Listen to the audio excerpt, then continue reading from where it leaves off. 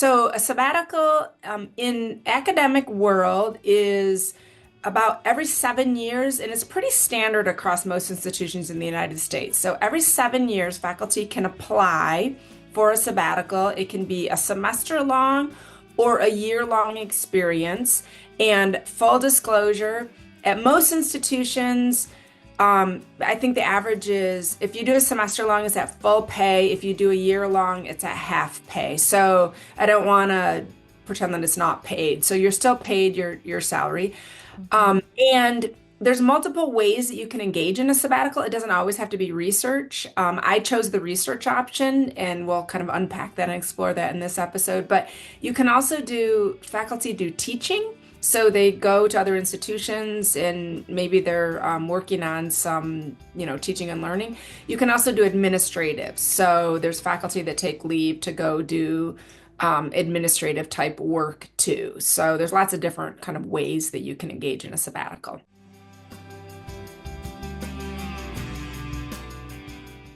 Welcome to Student Affairs Now, the online learning community for student affairs educators. I'm your host, Heather Shea. Today, we're diving into the first of a two-part conversation with Dr. Anne Hornak, Professor of Higher Education at Central Michigan University. Anne's work centers on supporting rural students in their college journeys, advancing student affairs in community colleges, and tackling issues of access and equity in higher education. Last spring, she took on a very unique sabbatical project that offered fresh insights into these areas, and we are so lucky to have her share these experiences and findings with us.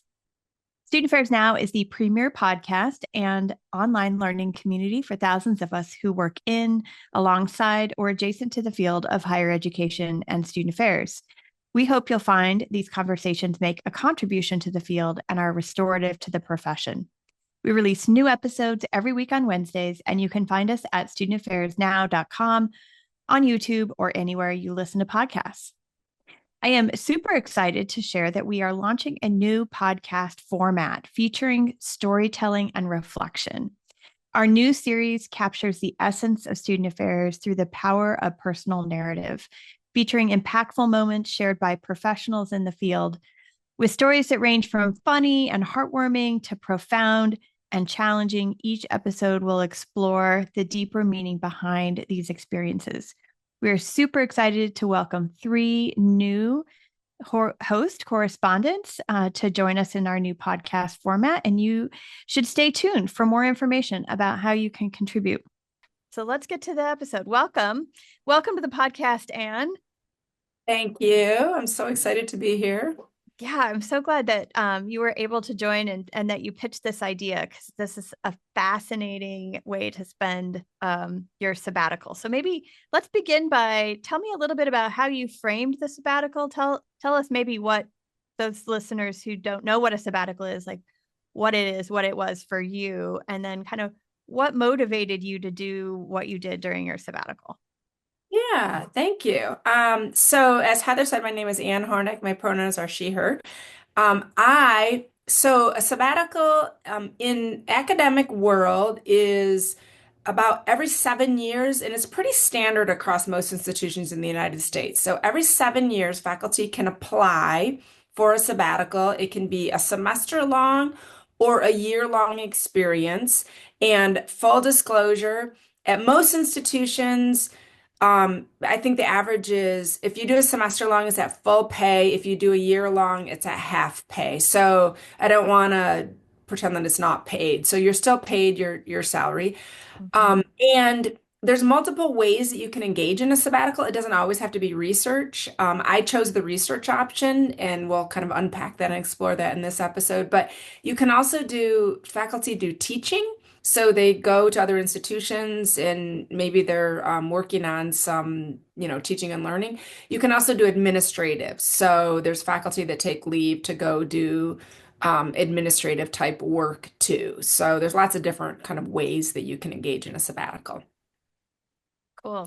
That's I think super helpful context. And it's typically just faculty, but I do know that there, at least at Michigan State, some staff who have also applied for and received approval to do sabbatical. So if you're watching or listening, don't believe that this is just for faculty, but I think it is significant that there was this research and inquiry component. Absolutely. And the Fulbright administration, the Fulbright Scholars has scholars for administrators. And I believe that institutions are more receptive to that because Fulbright pays, does a backfill on your salary. So, and that's for administrators, which is also another way to engage and kind of work outside of your institution, which, makes us all better scholars and Yes, thinkers, administrators and practitioners. So, yeah. I love Um, it. so my sabbatical, I'm going to start back in 2009 when I read a little show and tell here, Nickel and Dimed on Getting By in America by Barbara Einreich. Pretty famous book that Mm-hmm. many, many people I know have read over the years. Her, this book has sort of guided and framed and been really my North Star in a lot of my own work. It was fascinating to me that her project, and she's pretty open that her project was not an empirical study at all. She was working at Harper's at the time as a staff writer. She does have a PhD in biology, but she didn't set her project up in any way that was, a research design, and she's really, really clear on that in the book. But hers was a year. She traveled all around the United States, and her work was following the 2008 revisions to the Welfare Act. So when we put in place was language about sober living, so alcohol and drugs related to welfare, and then had to be actively seeking a job. Now we know in hindsight in 2024, many of those were actually like really marginalizing, pretty kind of classist in terms of how they manifested. But she was really trying to understand like how did these we're calling reforms really impact the people who most need this social safety net. So and again, I've been just kind of obsessed with this book and her work. So when it came time to think about, I was ready for a sabbatical, what might I want to do? And I thought, I am at an institution where a third of our population are Pell Grant students. And we also have a significant number of students who aren't Pell eligible, but really struggling financially. So we do a pretty good job of understanding our lowest income students. We also do a pretty good job of resourcing our lowest income students. Where I think we have a lot of work to do is that middle group of students that they're not Pell eligible. Mm-hmm. They're getting some money. We all know from all the literature that we do a really good job in higher ed of front loading money, but that doesn't sustain, sophomore, junior, senior year, and college gets more expensive. We charge more when students become upperclassmen and lab classes, and college every year just gets more expensive. So I'm interested in students that don't get a lot of support from home. Their option is to take out massive loans. It doesn't take much to read about our student loan situation in this country. And what they're doing is they're working, and they're working sometimes on campus and off campus because off campus or on campus jobs limit the number of hours you can work, and the pay isn't always so great. So my whole entire premise was I want to understand what it's like to be a financially strapped student, which is what there's some literature on financially strapped students, which are those students that are just really living, kind of on the edge. They sometimes take a little bit longer to get through school. Another kind of catalyst for this study is we do a pretty good job of tracking community college students in terms of transfer. So, we have these, I call it the arbitrary notion of time. So you go from high school, and I'm talking about traditional age students, but that obviously I don't mean to be, it's not all inclusive of every student, but go to high school, go to community college. We say, oh, it's a 2-year, degree. Then you go on to something else, graduate, go work, whatever. Um, a lot of times financially strapped students will take 3 years, 4 years, sometimes 5 at a community college. They're pay as they go. we lose track of those students. Mhm. And they don't become completers in some of our data sets. Same with our four-year students that we're not really good at tracking graduation like after 6 years. Mhm. And not that we call them failures, we don't, but we're just not really good at kind of capturing that. We've, again, arbitrary notion of time, four-year degree, we track pretty good 5 years. We do an okay job with 6 years, but some of these students are taking a lot longer. And one of the things when I was setting up the study that I realized is, yes, we capture them on our census data. So as educated, Mhm. in our 10-year, but even our little check-in census data. So they get captured in that data set. But in terms of like how we define success and graduation rates, is we're losing a lot of these students or just they become invisible in our data sets. And um my whole thing was they're struggling. Mhm. They're struggling and they some of them also feel really invisible. So that's kind of the catalyst for um why I want to do this. So um you're like, what did you do? I took a job as a server and enrolled in 9 credit hours at a community college and lots of caveats. So I wanted to replicate Barbara Einreich's study. It's not as pure, so I want to be completely ethical and upfront about this.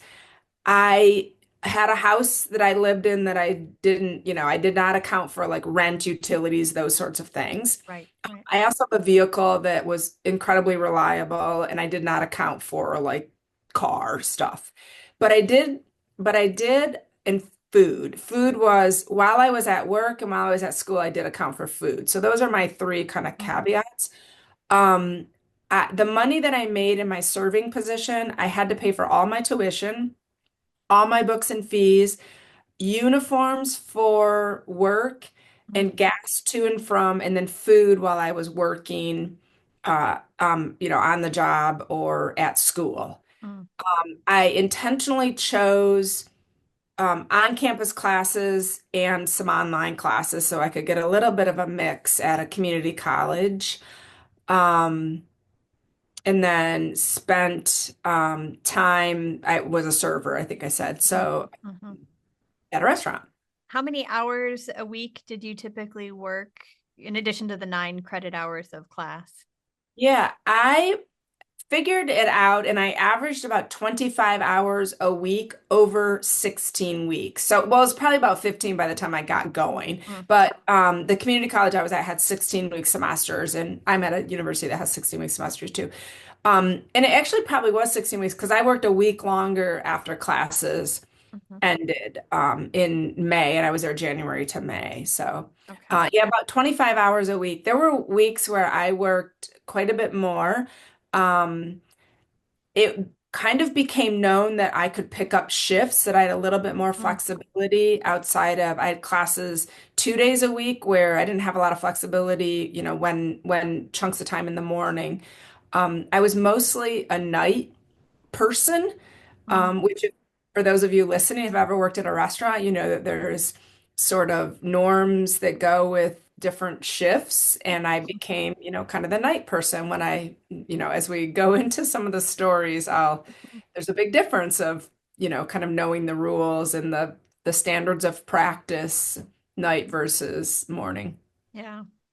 When you think about like the specific goal or question research question, right, that motivated you for this, if you had to say it in 1 or 2 sentences, how would you describe it? I wanted to understand personally. So this was an autoethnographic study. I Mm-hmm. did not interview anybody. I did. Can I couch that question for a Sure. second and just Yeah, about the yeah. ethics of setting up the study? So when I was going through IRB, we went back and forth, and I had to work with the IRB because it's Mm. probably a unique sort of situation Mm-hmm. of I did not disclose the restaurant. I did not disclose the institution that I attended. I also did not gender at all when I blogged through the whole experience. I did not gender at all. And I worked really hard. I did not talk about what classes I took, so I can't talk about like the subject areas. Mm-hmm. Um, and although that's probably, I can talk generally. And then I didn't talk about any of the food that I delivered. So, Mm. because it was fairly unique, even though it was a corporate restaurant, it's a pretty unique, menu. And my other kind of big ethical thing was I wasn't going to not tell the truth. So the people at the restaurant did not know what I was doing outside of management because they hired me and I was pretty forthcoming with them. So when people asked me, have you ever served before? What are you doing here? How did you, not how to get this job, but tell me a little bit about yourself when we were just kind of standing around is I always said I was taking a break from education, and nobody really asked any other, questions. We might think that's sort of an interesting Mhm. um, way to respond in education, but not, I didn't have anybody who um, asked me that in the restaurant. And in my classes, I had one faculty member who um, asked me about what I was doing, and I fully disclosed kind of the middle of the semester Mm. to the individual. I would go to the fitness center in between my classes because I didn't have anything else to do and just walk on the treadmill and read. And she came and looked at the book when I was reading once, and so we got into this great conversation. So that those are the only people who knew what I was doing, but even my instructor didn't know where I was working or anything. Interesting. Uh, Yeah, so you wanted to personally experience what it was like to be in that role. So yeah, just yeah. frame us the like research question. So in my years, so I approached this as not only replicating nickel and dime for college Mhm. students because I think um, we're learning so much. I think post-COVID, our Mm. mental health crisis, we're learning so much more about our students and what drives our students. But I think we've done a really good job of the community piece, the sense of belonging, and I'm not saying that we've kind of solved these, but we're beginning to address these and sort of what, living in on a college campus following COVID. What I was really, really curious about, and of course my study had nothing to do with COVID, it just was the Mhm. timing of it, Mhm. is we still have so many students that or we have so many students that are struggling with the financial piece. And Mhm. I think the timing of my study could not have been more perfect with inflation. And I actually delayed it a year because coming out of Mhm. COVID, one of the things that happened was hourly wages went way up because the service industry, which I knew I was going to work in the service industry, couldn't find people. So Right. the wages were just kind of a little bit out of alignment. So I delayed it a year for that reason. And also, um, we the prices of stuff. So it was, we've lived this now. Groceries are Mhm. extremely expensive, and many of our students, especially our community college students, don't do a meal plan, and there's not Mhm. an option of a meal Mhm. plan. The institution that I attended didn't have an option of a meal plan. But yet they still have to pay for food when they're on campus, when they're out and about, when they're working and stuff. So I did a lot of informal conversations with people throughout and kind of captured that. Again, I did not gender, I did not say, Mhm. talk anything about their life. It was very general about their life situations. As if you go to the blog, you'll kind of see that. Mhm. But I was truly trying to understand. So as I stand up in front of my classes and teach students, like I wanted to understand, like, what is it really like? What are they bringing to class? Like, what does it mean Mhm. to be a financially strapped student? Mhm. um, what drives that stress? Like, how do students do it? I was just Mhm. really, really curious about that. Having read a lot about this, there's something about an experience and immersion that I think has sort of reshaped the Mhm. way I think about the how our students show up, and especially our students kind of in the middle of this financial situation. And I think we try to be really transparent in higher education about the cost of higher education. Mhm. We don't do a good job, though. For example, I had a $200 textbook, $200. Oh my gosh. So I could pay for a $200 textbook. Here's the other thing about a $200 Mm. text for a class. I don't have a physical copy. There was never a physical copy of the textbook. So it was a site, and I had to go from the learning management system that the college used to this site where most of the work was done. And I would consider myself to have a bit of educational capital, and it was probably the most confusing. I actually missed an entire exam because there's checklists on this site and checklists on this site. And then every time you did it, the linkage was a little like always in a it was just it was so difficult. And I thought, how many students would have just Yeah. pieced out on this and said, can't do it? Well, they probably would have saw the $200 textbook, and that would have been kind of the end of that. Hmm. It was shocking. It was shocking to me. The materials and fees that we have in that I think sometimes those of us that assign these things like really need to be thoughtful about and think Hmm. about. It that was the one that was my biggest like wow. But now I see how incredibly stressful that can be. The other so I was really trying to understand like what is it like to navigate and to do this and to manage and try to balance and integrate school and and work and think about this. I don't have caretaking, I don't have a multi-generational home. I Hmm. didn't have roommates I had to worry about. So there's also those things that I recognize are, incredible limitations or just not, they weren't part of my lived experience for Hmm. this study. When you were designing your study and your sabbatical experience, what were your expectations kind of going in? Like, what did you think was going to happen? And then how did your perspectives and motivation kind of change over the course of the semester? Yeah, that's a great question. So one of kind of some of my assumptions that I had was this is going to be hard. Hmm. Uh, I thought I'd be really good at the school side of it. Like I Hmm. knew, like I wasn't worried about that. I wasn't worried about navigating the institution, getting along in class, those sorts of things. That was not true. Back to that here in a second. Hmm. I knew the work side of it was going to be really hard. I'd never been a server. Like that was not, I mean, I did lots of service jobs throughout my, journey, but I'd never served. So I knew that would the learning curve there would be really challenging and it was. Hmm. Um, the other pieces I would be I thought I would meet more people. Like I thought there'd be more kind of community I should say on Hmm. the academic side. Like I thought that um, I would be in classes where, like, I had a class in the history department. I'll just kind of keep it that general. And I thought, well, there'll be opportunities to be in small groups and stuff. No, that was not, there was, Hmm. I didn't meet a single student. I never talked to a single student.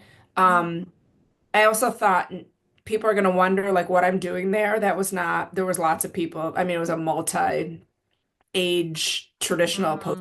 Hmm. Yeah, that was pretty You just true. blended in and Totally blended in. My online class was, I mean, I have no idea who anybody was in the online class. hmm. And then at work, I thought I knew I'd blend in a little bit more. I was also extremely concerned, and this is, I shared this with Barbara too, because the first role she took was in the community that she lived in. I worked in the community that I live in, like the greater community that I live in. So I thought I'm gonna, and I also have a son who at the time was a sophomore in college. So the people he graduated with would have, in the community that I live in, Hmm. it's the community college that a lot of, and I only once saw one of his friends. So I thought I was going to be at this restaurant and know people. My first day of work, one of our doctoral students was in there, and I have an apron on, and I just get really wide-eyed. I talk about this in the blog. All I thought was, please don't say Dr. Hornak. Please don't say Dr. Hornak. Like, I really, and thank goodness they said, "Hey, Anne," and didn't say, "What are you doing here?" Like, Yeah. what? Yeah, that was not. Um, I did. There were other times where I had to slip customers, my blog site, like on a napkin because before they said anything. So I was never like found out. Yeah. Nobody, Exposed. You weren't exposed to the whole no, server no, community. Yeah. no. Um, that was good. I did have Mm. one other time where someone said, I think I know your son. I think I follow your son on Instagram. And I was like, oh, it was a very interesting, I sort of headed that one off. Yeah. But that was kind of to be expected. I had sort of a idea that was an assumption that I had. But I had no idea that there's such a lack of community I just thought Yeah. faculty in these classes would create a bigger sense of community, and that just wasn't my experience at all. And there was no like attempt to do that. And that's maybe I do that a lot in my classes. Maybe students don't want that. I don't know. No icebreakers or I team understand. builders or group projects or anything like that. No, Yeah. I mean, Hmm. part of it I was kind of happy, no group projects, but part of it was I wanted a little sense of community. Yeah. Yeah. Yeah. When I was reading through your blog, it's definitely, I went to class and but then all of the conversation is largely around the people you're engaging with in the restaurant, right? So I think it's clear that there was a stronger personal connection with your coworkers Yes. than with Yeah. your classmates. Yeah. Yes. So my first day on campus, when I was preparing for this, I knew I started classes in January, but I knew in December, I started getting all the materials. Applying for a community college in your own community, like I thought would be kind of easy. I applied and then I got all the placement tests, like you have to take all the placement tests. And so I sent my transcripts and obviously didn't have to take all the placement tests because of my degrees. And I'm sure they were probably like, this is really interesting. And I didn't sign up as a lifelong learner. Um, and then I got a bill for out of county. And if you get a bill for out of county, the steps you have to take to get it changed, and we're talking a significant amount of money, it was a lot. Like I Mhm. can see how it was another data point of we don't make this easy. Like Mhm. there's a bunch of hoops you have to go through. So that was my first like, wow, why can't we make this just a little bit easier? Like nobody gets a utility bill in the mail anymore. How come I can't just, send in my electronic, but you have to print it off and take it in? And it Mhm. was, so there was that. And then the other thing that really gave me pause was my very first day of class. I pull into the parking structure and I'm like really excited, first day of college. And I see students swiping something on the door and then the door would open. And I was like, oh, I wonder what they're doing. And then I see them taking out something and, doing this. And I thought, oh my gosh, I Oh, don't have anything. Like, am I going to be is able to the get swipe is billed? like an ID or something like that? Yes, an ID.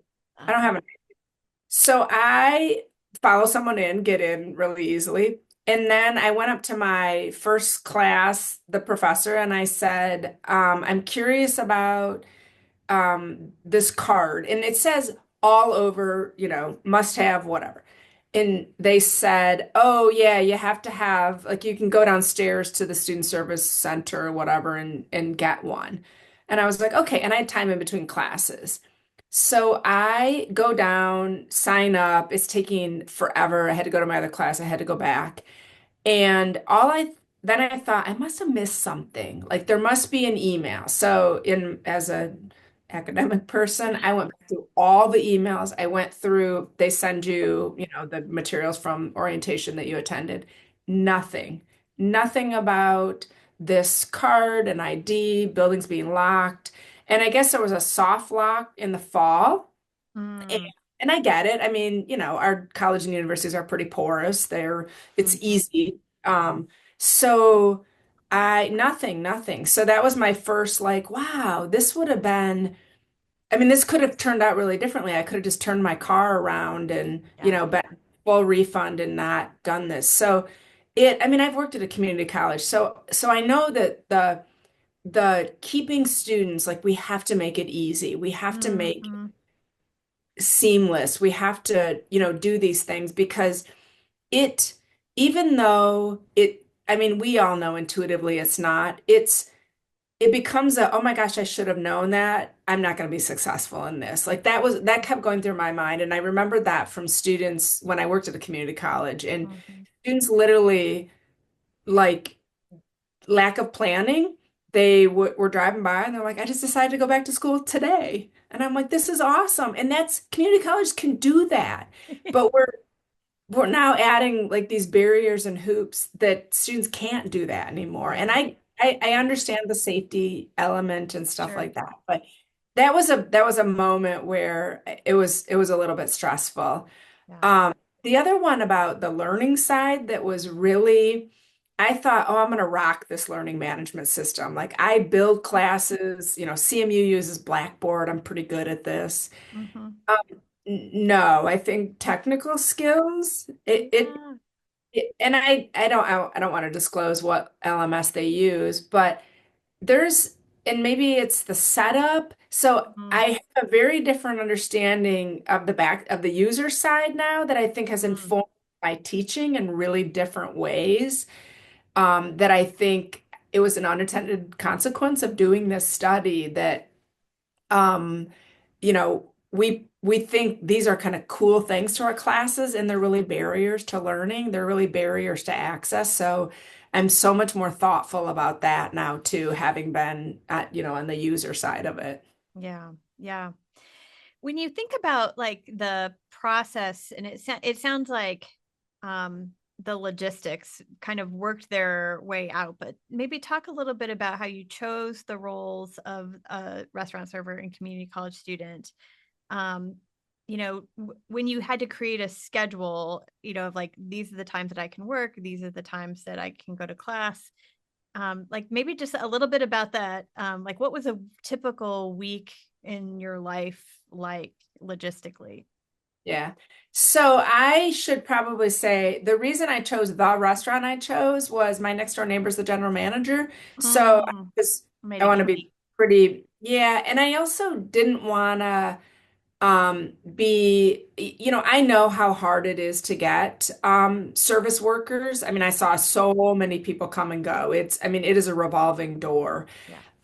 I didn't want to go in, get trained, someone invest in me, and then leave. So I was super upfront about I'm going to work. If you will have me, I will work from January and I'll, finish before Labor Memorial Day. So I stayed a little bit Mhm. into May, beyond the classes or when school ended. So that was, I felt pretty lucky by that. So, but I still had to go through the application process. I still had to go through all the training. Mm, Um, I can say it was a corporate restaurant. There's so many rules related to um, uniform mm, and um, dress, hair, um, makeup, jewelry. Some of it's really, as someone who kind of pays attention to these things, I thought, wow, some of these are sort of steeped in sexism, mm, definitely classism. And I'm sure, we've had lots of national conversations about natural hair, and mm, some of them I get from a safety perspective, like nail polish and nails and length of nails and stuff like that. But some other ones I think as an industry could probably think about um, the way that they represent and mm, that. So that was the first thing I noticed. So when you go in for training, you have to wear the uniform. mhm, And the uniform was khaki pants, black pants, or jeans with no distress. So you couldn't have any like distress on your mhm, jeans. mhm. And if you have belt loops, you have to wear a belt, which I thought was super weirdly interesting. Whatever. That's very And specific. your shirts could be white. pastel yellow, pastel pink, or pastel blue, and that was it. Um, yep, and they had you could wear short sleeve or a long sleeve. You had to have a collar. So I got on Amazon, I got like a bunch of cheap shirts because you blow through your shirts. And here's the other thing I learned. When you carry a tray, it burns the forearms of your Oh, so wearing short sleeves was like really your arm would get like a little bit burnt because they're hot. You take them off the yeah. hot to keep them hot. So that was yeah, that was interesting. But so I go in the first day for training and I have on black shoes with white soles. And so as someone who's a little bit older, I bought nice shoes Mhm. because I didn't want to slip and fall, but I also wanted to be comfortable knowing that I'd be on my feet every single day. Those were wrong. I couldn't wear those. They have to be black shoes with black soles. Oh, like So, the color of the soles was important. But yes, you had to provide all of these things, right? Like yes, you had to buy your own, if pretty much everything. your full attire. What did they give you? A They name gave me an badge apron. and an apron. Apron. One So apron. you asked me how many hours I worked. So I averaged about 25 hours. So I worked almost every day because most shifts were anywhere from like 3 to 5 hours. Um, I didn't always have time to wash my apron. I did have access to a washer and dryer. I found that that's a massive luxury for most of my Mm, coworkers who didn't mm, have access to a washer and dryer in their home. And that only happened. But imagine you're a patron at a restaurant and someone comes up with an apron on I mean, they get really dirty and gross. Um, that was, I couldn't wash it every single day, but I at least had the option to, clean it and stuff. If you wanted more aprons, you had to buy them. I don't remember how much they were. I never bought them. mm, Um, so yeah, everything was provided by you besides the apron and the name tag. And everything the apron had to be tied in a certain way. Your name tag went a certain place. You had, oh, they gave you a little booklet, your little folio thing that you can mm. write in. And yeah, that's it. Um, or the uniform. Yep. Wow. Um, and there were people that were dress coded at work that got sent home. So I always thought about that. It was never people my age it was always probably, I'm just going to guess, my coworkers that needed the money the most. So then they're out Mm, shift, spending extra gas. So some of the punitive things that I saw also had the most impact on, my coworkers in ways that was, probably the difference between eating and not in some cases.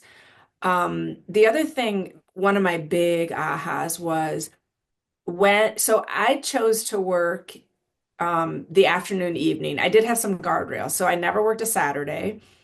I worked one Sunday once. It was so busy that it was just kind of the most awful experience of my entire life and never worked another Sunday morning. And I picked up the shift. yeah. So I had the luxury to do that, but I wasn't taking away from anyone because those are the shifts that most of the college students wanted because you make the most money. Mm, mhm. So I worked pretty much every Monday, Tuesday, Wednesday, Thursday, some Fridays, and then Sunday nights was mostly my shift. Every once in a while, when a morning shift came up, I would pick it up if I didn't have class.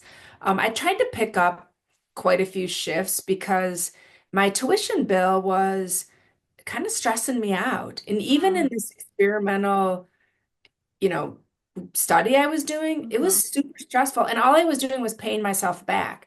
So, in the whole scheme of it, in 16 weeks, it took me 11 weeks to pay back Wow. fees. Remember, I only took 9 credit hours, tuition fees, books, and uniforms. Um, Gas and stuff like that was a little more fluid, but here's the reason it stressed me out is if this were real, I would have then been registering for my next semester. Like that's right about when I was getting emails to say register. And most institutions bill at least a little bit before. so I would have had a tuition bill come due if I had Mhm. registered for the next semester. So that was jarring to me when I got that email to think, wow, I've just now like kind of paid myself back. So Mhm. servers in the state of Michigan make $3.93 an hour. That is the server tipped wage. Um, I would say on average, when I figured it all out, I made about $11 an hour. Okay. Um, there were nights when I went an hour without a table, which you're not making any money when you're just kind of standing around doing nothing. Um, that gets really stressful too. So because I really tried really hard to kind of be in the study when I wasn't making money, like it really was stressful to me. Yeah. Even though I always had a financial safety net. Always, always, always. And I knew I had that privilege. Yeah. But I tried to think like, it really would be. One of the other things that I noticed, and there's a reason in enough of my conversations with my coworkers who work at a restaurant is they're intentional about choosing a restaurant because there's the illusion of making more money, through tips.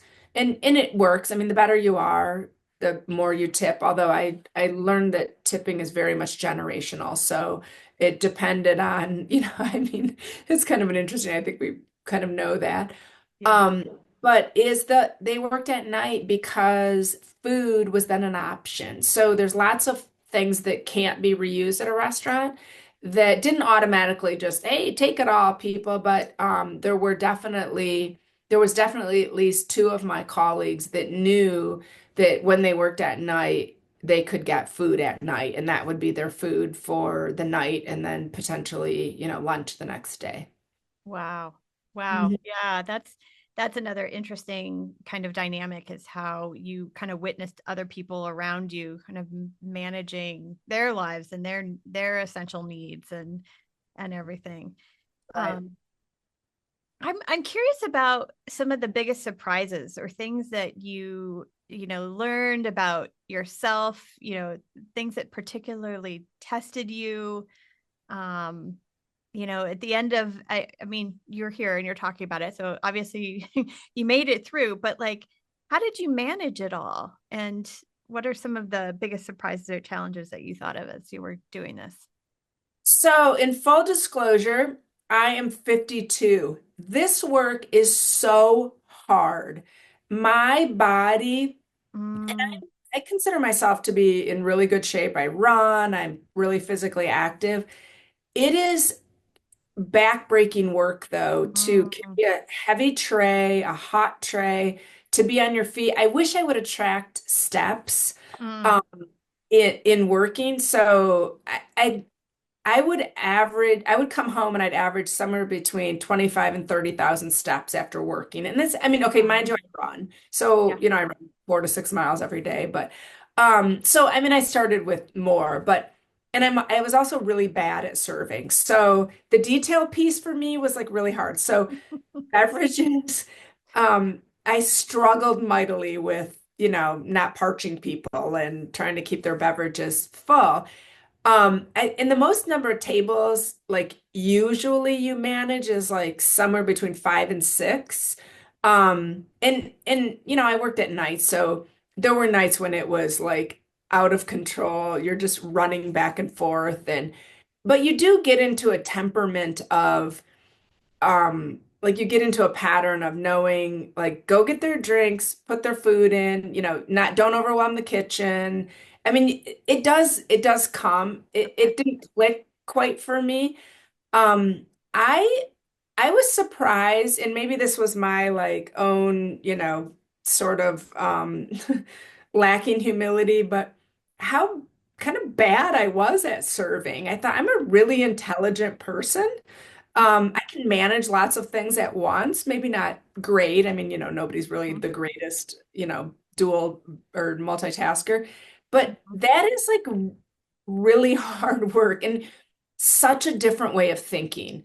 Um, Mm, it, this did not surprise me at all, but I worked with some brilliant people that were just so smart, so caring, so loving. And that's, I think I started talking about it earlier, but the connection I had with the people at the restaurant was just really powerful. And they asked me to stay.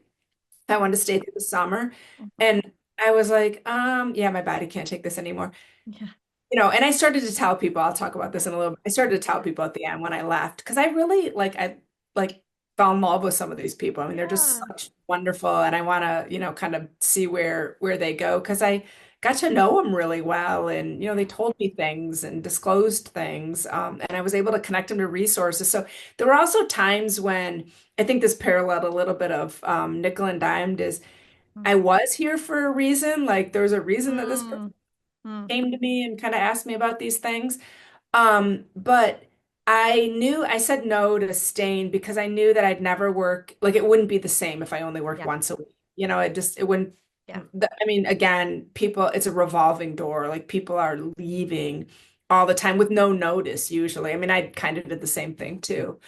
Um, but one of the biggest things, so I did do 3 interviews at the very end with the managers. The Mm. general manager, there's 2 general managers there. One is now gone. I think they're like a general manager in training. And then there's a person that kind of oversees all the training and the hiring. Mhm. And I was really intrigued about their journeys because one of the things that when people found out I was taking a break from education, a lot of these college students that were like my kids' ages would talk about like I don't like school's so hard, it's so expensive. I don't know if I need school and kind of Mm. having these and I was never there to talk them into or out of or I would just sit and like listen and process with them. But that was like over and over again. So then when I realized that the GMs so if you're at a corporate restaurant, there's usually a minimum um, living wage. Most, and I found this out from some other research, but most general managers at a corporate restaurant make about $100,000 a year and up, Wow. are limited in hours. So at the restaurant that I was at, it was 50 hours a week. Now, the work's not fancy sometimes. I mean, Mhm. there's a lot of paperwork. There's a lot of, you're always like motivated by the bottom line and people and, how fast you turn over tables and stuff like that. So the pressure's great. But I thought that's a like good living wage. You have to be willing to like do anything. So if the line chef doesn't show up, you're the line chef. If the custodian doesn't show up, you're the custodian. I mean, you also have to be, Mm. able to pivot and do that work too, the Mhm. dishwasher, whatever. But the 3 individuals that I interviewed, none of them went to college, and they're all doing well. I mean, if you think about Mhm. supporting family, all of them are in dual income families with dependents, and Mhm. um, that's uh, above the average for the county that I did the study in by quite a bit. So I was intrigued by I mean, I think most of us in higher ed are pretty intrigued by the role of higher education. Mhm. Do you need higher education? Like, is it really the economic driver that, the great promise of higher education? And in this case, these are individuals that actively chose, not to, and for a multitude of reasons. The biggest one was cost. And then the second one is I didn't really like school. Like school was not like, this is my jam. Like I love the fast pace, most of these individuals have been at multiple restaurants, but the one person who oversees the training and stuff has been with this company for like 30 years. So Wow. they moved around a bit. Again, corporate restaurant all over at least this side of the Mississippi.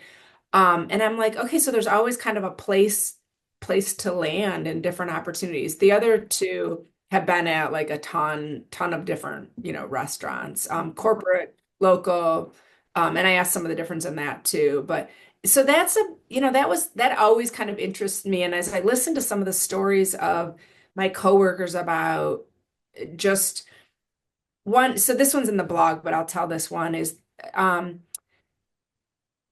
this person's a student who maybe didn't do well on, I didn't quite understand why they had to attend this Zoom meeting. So, extra Zoom meeting for a class. So, taking a class, didn't do well on one of the quizzes. So, the instructor or professor said, you have to attend this mandatory Zoom meeting. It'll be at X time. Well, this person was working and this person needed to work, rent to pay, there was no option. And the other thing that I learned is there's no calling in. So when you call in, you let your whole team down. So when four people work at night and one person calls in, like it is a big deal. And I got COVID in the middle of this, and Oh. I called and said I have COVID, and what's the COVID protocol? And they kind of laughed at me, and I said, well, I don't feel terrible, but I'm not coming in. Like that's just so immoral to me. I just can't. I also don't think that anybody wants their food served by someone wearing a mask. Like that's really like eh, super cringy. But so this person had to attend this Zoom meeting. So the rest of us said, Oh. we will take your tables. You attend, like we need you to be successful in this class. And I mean, lots of tears, lots of like stressing out about Oh. this. So the other thing I like, a big aha for me was I think sometimes as faculty, we make offerings to students like, oh, just come to this 6 to 7 extra study session or this. I mean, I don't really do this, but I know other faculty do. And Mhm. that is, that does not fit into the world of someone who's Yeah. working to make it, working to pay for classes. Mhm. It really is just such an extra burden on our financially strapped students that we really have to like think about that and how do we offer extra help and time when there's already time committed. So can you take some away from class to help students? Like we just have to be way more thoughtful about that because has pretty it's pretty consequential to our working students. The other one that really I this is when my sort of outside the research, but just kind of pulls at every heartstring is there was another full-time student whose degree program is unique in that there's lots of like extra labs. So it wasn't like I go to class from 1 to 3, Monday, Wednesday. Um, like their ability to work was very limited by their chosen major. And this person works at this restaurant in the summer, like at home and makes enough money, but by I think it was about the 8th week of the semester was starting to run out of money. And home was able to help a little bit, but they were relying on food every night. So there was this sliding scale of food. You could purchase food, like purchase a meal, not just get like leftover food. And it depended on how many hours you worked, how much percentage you got off. I never understood it because I didn't eat anything there as because of food allergies. And so I know this person worked intentionally so that it was a 75% off meal and would buy 2 meals so that they would have a meal for the next day. And I mean, you're talking about the difference between like 14.99 and like 3.99. Like Yeah. there's a huge difference there. Yeah. And we had lots of conversations about this.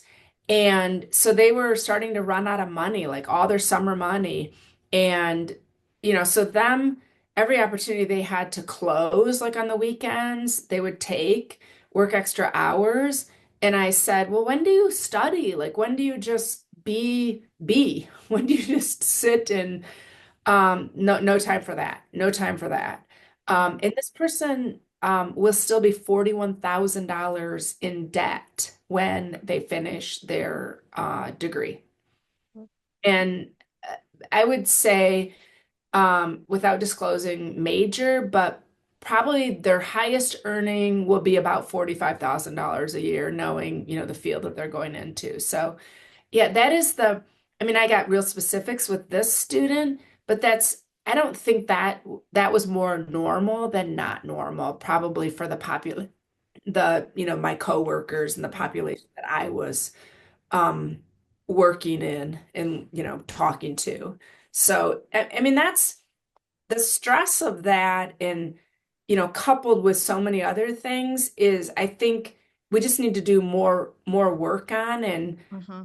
I think so much of our financially strapped work and our low income work has been numerically to, kind of situate it. And now I think we need to really dig in and really understand like, so what are the what ways can we use policy and practice to Mm-hmm. guide and aid and, help and demystify it really? Because these students aren't going to pop up on a spreadsheet as high need. Mm-hmm. They are high need. Um, that's kind of the population that I'm really interested in that I met, over and over again. Mm-hmm.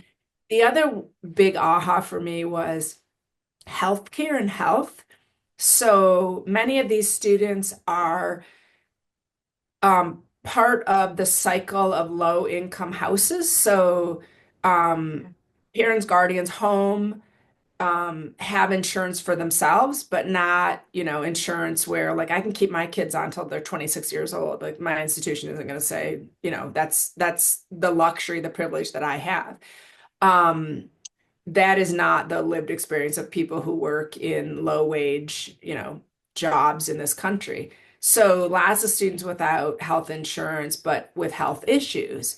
And one of my coworkers came up to me and just for some reason disclosed a health issue. And I was able to, just from my network, like get this individual connected to what they needed. Mm-hmm. And so thankful. Like they were just, and I thought, wow, isn't that I mean, I don't know where this was never my lived experience, but I don't know, like we don't do a good job of making that transparent and Mm-hmm. making because most of our community colleges have sliding scales or health centers or community resources that they can go to. Most of our four-year institutions.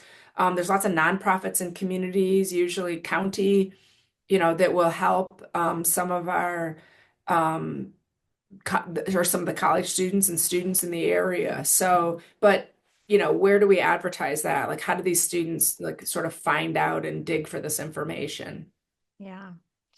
Yeah. And I'm thinking about that, because each student maybe has a unique circumstance, whether they're covered under their parents or whether they're on their own or whether they're taking a university type of, if there was a university type of health insurance. Yeah. It's almost like, and I've used this metaphor before, but it's almost like you need a secret decoder ring to get all of the components to match up, right? And it sounds like the things that you took away from this were really, not just impactful for this period of time, but really has shaped your views, right? Going forward in higher ed. So I'd love to unpack that a little bit. Like what are some of the insights that you think maybe only were realizations after having done this experience, right? This like embedded experience probably opened a whole new perspective. So I'd love to hear you talk a little bit about that. Yeah, so I think of all the resources we have on campuses, right? We have so many resources. We talk about underutilized resources, that we have all these offices that help our students, that guide our students, that you know, identity centers. I mean, Mm-hmm. it's huge. We also have, most of our campuses have, hundreds of RSOs that maybe aren't like resource rich, but they're connection. Where if we have students and I would say I didn't ask this question, but I kind of got quite a bit of insight into, let's just say I worked with about 20 different college students or that came and went in my time in this study. And probably 75% of them were first generation college students. And most of them were on the edge of just being done with, like being fed up with Mm-hmm. man, like working and college. Like it was, And I was not some savior. It was never my job to like talk them in and out of. I would just, in conversation, this would kind of come up. So I take that now and think these are all students that would fall through the cracks at every one of our institutions Ah, because we don't know about them. We don't, they don't kind of fit into enough of an at-risk category that they would probably rise to the top of any sort of, data report. pool and resource Yeah. set. Yeah. Yeah, they're not like they don't come in with a label. Maybe the first generation, like I think we do a little bit of a better job, but that's such a it's such wide and diverse and it's hard to say, we do this for first generation students. I mean it's a multi-layered. And then I think the biggest takeaway is these were all students that were second, third, and sometimes fourth year students. And I think that's where we under-resource. Mm, I think we do a lot in terms of the transition and helping students transition, but then it just sort of falls off. mm, And mm, we do so much. I think we do a really good job of of understanding, and we've done a lot of work in terms of student development. When they're at this point, their mm, needs are this and this point and this point. But this is all like kind of new. I mean, some of this is emerging out of a pandemic. Some of this is emerging out of a just really sort of wacky economy that none of us, I mean, I'm not an economist, but mhm, there's just so many sorts of like kind of weird things and, who's recovered and who hasn't. And mm, these are the parts of our world, the families of our world, the individuals of our world that haven't recovered. Like they're like spending 6.99 on a loaf of bread is a lot of money. Nobody spends 6.99 on a loaf of bread unless you are gluten free. Sorry. yeah. Yeah. You're like, what? Where do you buy your bread? Nuts, yeah. Um, but I mean, the cost of everything is just so much Yes. more. Yeah. So it impacts the individuals that I met and worked with the most. Mhm. So, what do our college and universities? I don't have a magic answer to this, but Oh, one of the things I talked to a group of academic advisors, and I said, you at community colleges and a four-year here at CMU, and I said, you are probably someone outside of if they live on campus that these students will come to. You're their lifeline. Like you're their person. You're their everything, especially at a community college where, I think oftentimes our students think, oh, an academic advisor, I'm going to get my checklist. I'm going to know what classes to take. I'm going to know what to transfer. But I mean, we all know that it goes into so much more and it becomes this like true lifeline but I don't know that we arm our academic advisors with all of this information and resources in the same place. mhm, So, saying, oh, go to the accounts receivable, go to the registrar's office, go to, whatever.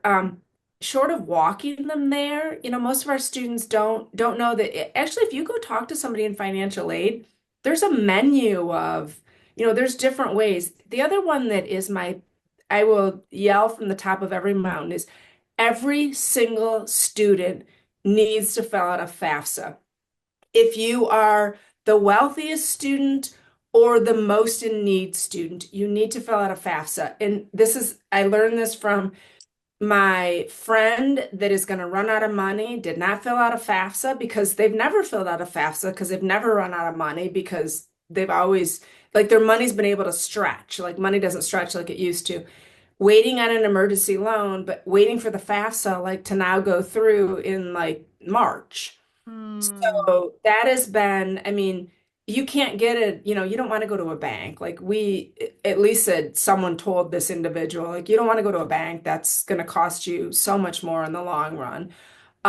This you need a FAFSA. And if a lot of our students will not get any free money the first time they fill out a FAFSA and they don't fill it out again. I've yeah. been talking to enough people now to know that that's also, but there's scholarships that are associated with FAFSAs that you have to have that on file. It really is a gateway. It's a tool that can open up a lot of different economic resources for students that I think we as college um, educators need to, talk more about. And I also, as a faculty member, think this is not, we don't put all this labor on the practitioners. So this isn't all the work of the academic advisors and the student affairs. Like as faculty Mm. who are in front of students every single day, need to be armed with some of this information to understand, like, what does it mean when I add a 7 o'clock Zoom meeting, a 5 o'clock study session? Hey, we're going to go do this. There's an opportunity to go do this. Field trip. Like those have cost consequences, maybe not monetary, to our working students in ways that I don't think people, fully understand. And we need to get better about that.